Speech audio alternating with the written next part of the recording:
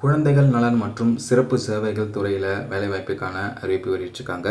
வேலூர் மாவட்டத்தில் இருக்கக்கூடிய குழந்தைகள் உதவி மையம் 1098க்கு தற்காலிக தொகுப்பூதிய அடிப்படையில் கவுன்சிலர் சொல்லக்கூடிய ஆற்றுப்படுத்தினர் மற்றும் மேற்பார்வையாளர் சூப்பர்வைசர் பணியிடங்களுக்கு அறிவிப்பு வெளியிட்டிருக்கு.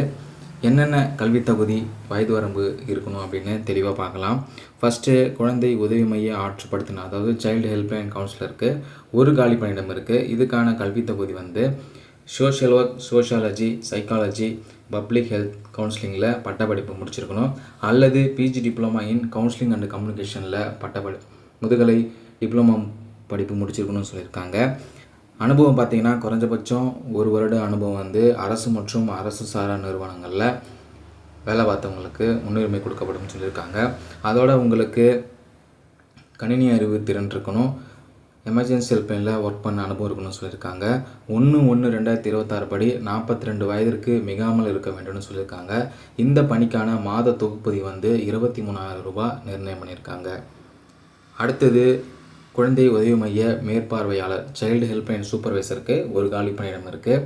இதுக்கான கல்வி தகுதி BA in social work, computer science, information technology, community sociology, social சயின்ஸில் ஏதாவது ஒரு இதில் பட்டப்படிப்பு முடிச்சிருக்கணும்னு சொல்லியிருக்காங்க. எக்ஸ்பீரியன்ஸ் கேண்டிடேட்டுக்கு வெயிட்டேஜ் படி மார்க் இருக்குது. அடுத்தது கணினி திறன் இருக்கணும், எமர்ஜென்சி ஹெல்ப்லைனில் ஒர்க் பண்ண அனுபவம் கேட்டிருக்காங்க. 1/1/2026 படி 42 வயதுக்குள் மிகாமல் இருக்க வேண்டும் சொல்லியிருக்காங்க. இந்த பணிக்கான தொகுப்பூதியம் 21,000 ரூபாய் நிர்ணயம் பண்ணியிருக்காங்க. இந்த 2 பணிகளுக்கும் தகுதியான நபர்கள் வேலூர் மாவட்டத்தோட அதிகாரப்பூர்வ இணையதள பக்கத்தில் விண்ணப்ப படிவம் இருக்குது. அதை நீங்கள் பதிவிறக்கம் செஞ்சு உங்களுடைய சான்றிதழ் நகல்களை இணைத்து அனுப்ப சொல்லியிருக்காங்க.